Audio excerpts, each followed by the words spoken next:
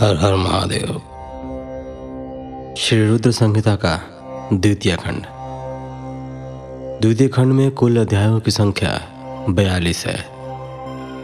इस एपिसोड में आप सुनेंगे पहले अध्याय से लेकर छठे अध्याय तक। तो चलिए शुरुआत करते हैं पहले अध्याय से। पहले अध्याय में वर्णन मिलता है सती चरित्र का। नारद जी ने पूछा, हे ब्रह्मा जी, आपके श्रीमुख से मंगलकारी व अमृतमय शिव कथा सुनकर मुझ में उनके विषय में और अधिक जानने की लालसा उत्पन्न हो गई है। अतः भगवान शिव के बारे में मुझे बताइए। विश्व की सृष्टि करने वाले हे ब्रह्मा जी, मैं सती के विषय में भी जानना चाहता हूँ। सदाशिव योगी होते हुए एक स्त्री के साथ विवाह करके गृहस्थ कैसे हो गए? उन्हें विवाह करने का विचार कैसे आया? जो पहले दक्ष की कन्या थी, फिर हिमालय की कन्या हुई, वे सती पार्वती किस प्रकार शंकर जी को प्राप्त हुई? पार्वती ने किस प्रकार घोर तपस्या की और कैसे उनका विवाह हुआ?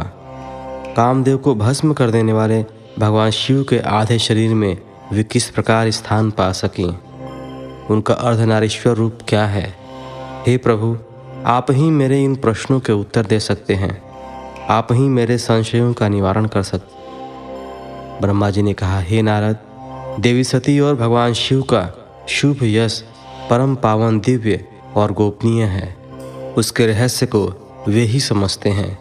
सर्वप्रथम तुम्हारी प्रार्थना पर मैं सती के चरित्र को बताता हूँ। पहले मेरे एक कन्या पैदा हुई, जिसे देखकर मैं काम पीड़ित हो गया।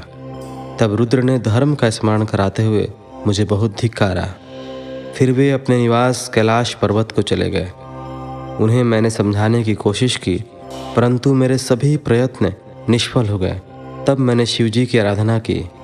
शिवजी ने मुझे बहुत समझाया, परंतु मैंने हठ नहीं छोड़ा और फिर रुद्रदेव को मोहित करने के लिए शक्ति का उपयोग करने लगा। मेरे पुत्र दक्ष के यहाँ सती का जन्म हुआ। वहाँ दक्ष सुता उमा नाम से उत्पन्न होकर कठिन तप करके रुद्र के स्त्री हुई। रुद्र ने गृहस्थ आश्रम में सुखपूर्वक समय व्यतीत किया। उधर शिवजी के माया से दक्ष को घमंड हो गया और वह महादेव जी की निंदा करने लगे। दक्ष ने एक विशाल यज्ञ का आयोजन किया।